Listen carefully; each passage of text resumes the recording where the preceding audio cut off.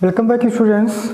Today once again I am going to start your social science class and this video for standard 7th, and you know now these days your first lesson environment is going on and your first lesson is environment, and I taught you in previous class about environment.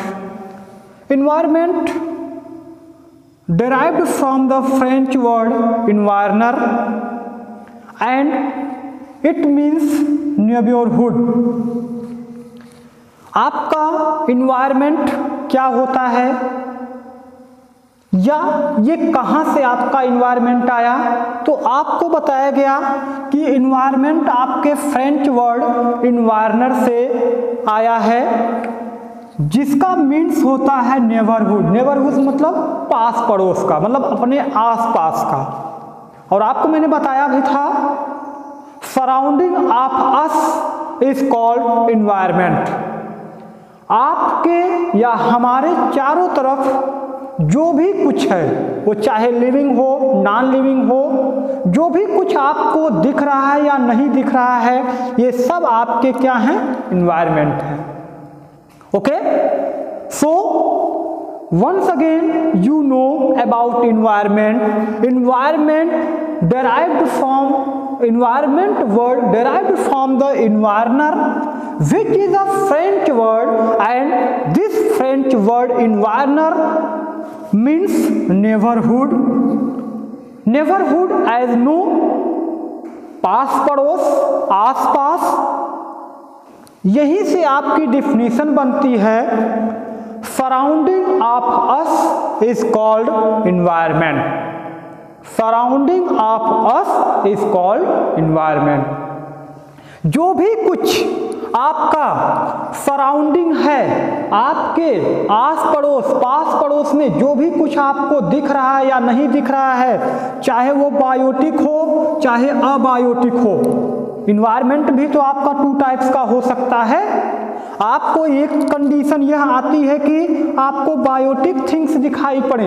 Biotic things मतलब living beings. Living beings मतलब plant हैं, आपके animals हैं, ठीक है ना, other insects हैं, birds हैं, ठीक ना, एनिमल्स हैं। ये जितने भी आपके लिविंग मीन्स आप समझ रहे होंगे, I hope you can understand very well. All living beings are biotic. Biotic components, biotic form of the environment. आपके इन्वायरमेंट के ये बायोटिक हैं और abiotic means non living. Non living means sunlight, table, chair, stones, rocks, these are abiotic things। आपके चूंकि environment two types के होते हैं। कितने टाइप्स के? टू टाइप्स के। कैसे? एक बायोटिक इन्वायरमेंट हो सकता है और एक अबायोटिक इन्वायरमेंट हो सकता है। हो सकता है आप ऐसी जगह पर हो जहां पर सिर्फ और सिर्फ आपके नॉन लिविंग दिखाई पड़े। जैसे मैं अभी इस क्लास में हूं तो मेरे चारों तरफ कोई जो है लिविंग बींग्स नहीं दिख रहा है। हमको जो है white board, duster, Chowk, marker and white board, fan, table, chair, lecture stand, these only non-living things we can look at this time. So this such type environment in this time biotic environment. इस समय हमको चूंकि सिर्फ non living दिखाई पड़ रहे हैं, sorry सिर्फ हमको नॉन लिविंग दिखाई पड़ रहे हैं, so it is abiotic environment. अभी मैं जहां पर हूं ये हमारा कैसा है, अबायोटिक इन्वायरमेंट है। लेकिन अभी हम घर पे जाएंगे या ऑफिस में बैठेंगे, सर लोग होंगे या और लोग होंगे, हम क्लास में पढ़ाएंगे तो वहां पे तो हमको लिविंग बींग्स भी मिलेंगे। आप लोग लिविंग बींग्स हैं। हम जंगल में चले जाएंगे तो वहां पे लिविंग बींग्स हमको मिल जाएंगे, ठीक है ना। तो हमारे जो इन्वायरमेंट हैं वो टू टाइप्स के होते हैं। कौन कौन से? Biotic and abiotic environment. Do you understand it very well? And next thing is component of environment. अब हम बात करेंगे कि कौन कौन से कंपोनेंट होते हैं आपके इन्वायरमेंट में, मतलब इन्वायरमेंट में क्या क्या चीजें होती हैं। तो देखिए इन्वायरमेंट में आपके कंपोनेंट मेनली 3 टाइप्स के होते हैं। कौन कौन से? देखिए फर्स्ट इज नेचुरल थिंग्स। पहला जो कंपोनेंट है वो आपका नेचुरल है।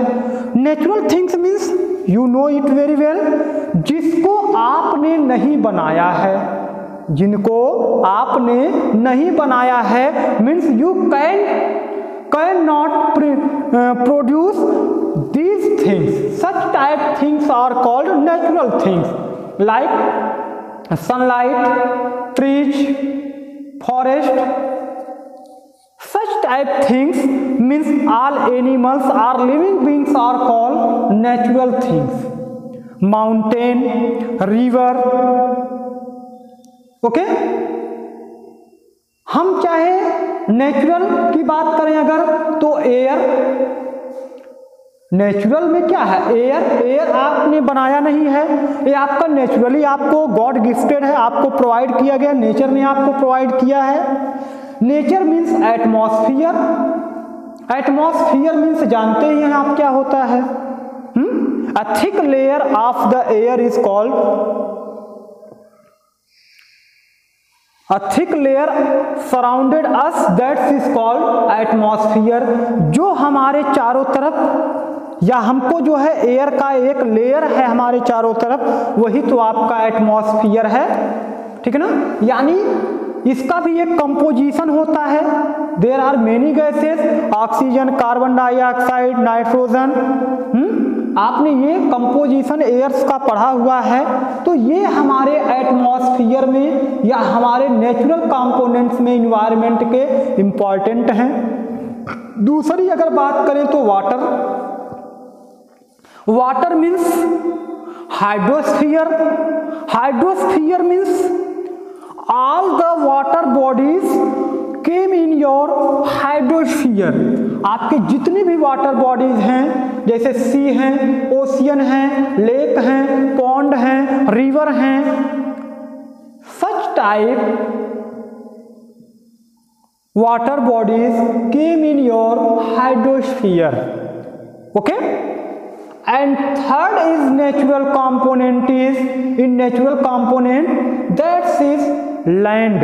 Land means all plain, plateau, continents means land, rocks, mountain, earth surface की बात कर लीजिए, जो आपके अर्थ की क्रस्ट है,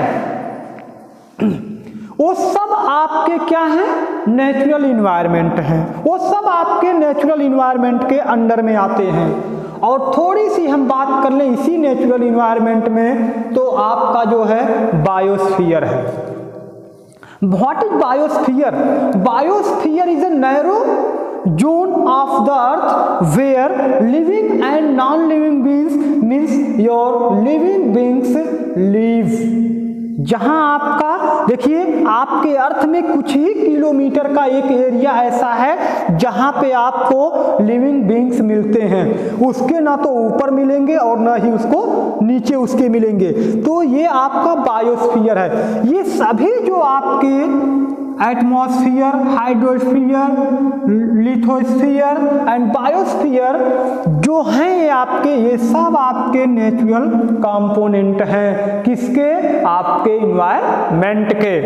अब बात करते हैं, यही air, water and land means hydrosphere, sorry atmosphere, hydrosphere and lithosphere, these 3 components make your biosphere. अगर ये तीनों में से एक भी ना होना तो आपकी लाइफ इस अर्थ पर पॉसिबल नहीं है, क्योंकि आपके अर्थ पर ही वाटर, एयर एंड लैंड मिलता है, इसीलिए आपके अर्थ पर ही क्या है? लाइफ पॉसिबल है। Okay, next component is human made things. आपके इन्वायरमेंट के कुछ कंपोनेंट ह्यूमन मेड थिंग्स भी होती हैं, जैसे ब्रिज है आपका, रोड बना देते हैं, पार्क बना देते हैं, आपने इंडस्ट्रीज डेवलप कर दिया। इस तरह का जो आपके द्वारा जो है बनाए गए कुछ थिंग्स होती हैं, वह आपकी ह्यूमन मेड कंपोनेंट्स हैं, जो कि आपके इन्वायरमेंट को क्रिएट भी करती हैं, आपके इन्वायरमेंट को डिस्ट्रॉय भी करती हैं। आपकी ही एक्टिविटीज आपके इन्वायरमेंट को हार्मफुल करती हैं, उसके लिए नुकसान पहुंचाती हैं, कोई अदर थिंग्स नहीं। आपके ही आप अपने आप जो ह्यूमन एक्टिविटीज़ हैं, यही आपके इन्वायरमेंट को डिस्ट्रॉय कर रही हैं। इसीलिए देखते हैं आपके टाइम पर आपकी गवर्नमेंट कुछ न कुछ ऐसे एक्टिविटीज़, कोई न कोई प्रोग्राम लॉन्च करता है कि आप अपने जो एक्टिविटीज़ हैं उसको आप बंद कर दीजिए। जैसे रोड ही बनाने का काम हो गया, तो आप कितने सारे जो है प्लांट्स ट्रीज काट डालते हैं। पार्क बनाने के लिए बहुत सारे जो है आप कितने जो है जीव जंतुओं के घर जो है आप उजाड़ देते हैं, ठीक है ना, फैक्ट्री लगाने के लिए। तो ये कंपोनेंट ह्यूमन मेड हो गया। इसके अलावा जो ह्यूमन है, मैन है, वो खुद भी एक कंपोनेंट है आपके इन्वायरमेंट का। किस तरह से?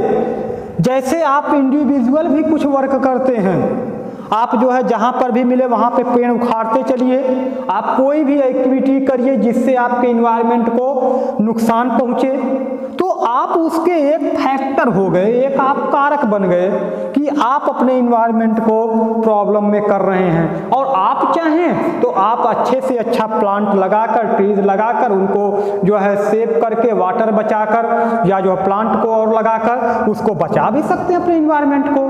तो आप इंडिविजुअल भी एक फैक्टर होते हैं अपने इन्वायरमेंट का। इसके अलावा आपकी फैमिली, जैसे आपकी फैमिली अगर जो जैसे प्रोग्राम्स होते हैं कोई भी, उसमें आप ऐसी चीज़ें न यूज करिए जो कि क्या हो, वो आपके इन्वायरमेंट को क्या करे, नुकसान पहुंचाए, ठीक है ना। तो क्या होगा, वहाँ से आपका इन्वायरमेंट सेव होगा, बचेगा, उससे प्रोटेक्ट होगा। जैसे शादियों में जो प्लास्टिक की चीज़ें हैं उनको अगर न यूज करें, जैसे प्लास्टिक की ग्लास लोग यूज करते हैं, उसकी जगह पे अगर जो है वो कच्चे बर्तन यूज करें, तो क्या होगा, तो आपके वो जो है जो इन्वायरमेंट है जिसकी वजह से उसमें प्रॉब्लम आ रही है, अगर आप जो मिट्टी के बर्तन यूज करेंगे, कुल्हड़ यूज करेंगे, तो आराम से वो क्या हो जाएगा, आपके सॉइल के साथ मिक्स हो जाएगा, आपके इन्वायरमेंट के साथ कोई प्रॉब्लम नहीं। आप जो है डीजे बजाते हैं तो उसका क्या होता है, सीधे सीधे आप किसी फंक्शन में देखिए, बर्थडे पार्टी हो, मैरिज पार्टी हो, कोई भी आपके घर पे ओकेजन होता है, तो उसमें हम लोग बहुत तेजी से जो है सॉन्ग बजाते हैं, तो उससे क्या होता है, उससे हमारा इन्वायरमेंट अफेक्टेड होता है, ठीक है ना। उसके बाद पूरी कम्युनिटी देखते हैं, कोई ऐसे फेस्टिवल्स होते हैं जिसमें हम बहुत सारा नुकसान करते हैं, बहुत सारा कलेक्ट करते हैं, उसके बाद उसका नुकसान होता है। जैसे होली में ही ले लीजिए, हम लोग कलर जो है बहुत सारा लेके और उसको फेंकते हैं, ठीक है ना। तो क्या होता है, ये इन सब से जो पोल्यूशन भी होता है, और पोल्यूशन क्या है, वही तो आपके इन्वायरमेंट को डिस्ट्रॉय कर रहा है, वही तो आपके इन्वायरमेंट को डिस्टर्ब कर रहा है। उसके बाद कोई जो रेजिन्स हैं वहाँ भी कुछ स्पेशल वर्क्स होते हैं, एजुकेशनल आप एरियाज में चले जाएंगे, वहाँ पे भी बहुत सारे जो है डिस्ट्रॉय, बहुत सारे जो है खराब चीज़ें हैं। हॉस्पिटल में चले जाएंगे, वहाँ पे आपके इन्वायरमेंट के लिए बहुत सारी प्रॉब्लमेटिक थिंग्स मिल जाएंगी। So such type components directly और indirectly affect to the environment. आज आपने क्या पढ़ा, इन्वायरमेंट क्या होता है, कैसे बना है, इसके कंपोनेंट्स क्या हैं, ये कितने टाइप्स के होते हैं, ठीक है ना। तो इस तरह से आपका क्लास आज ओवर होता है।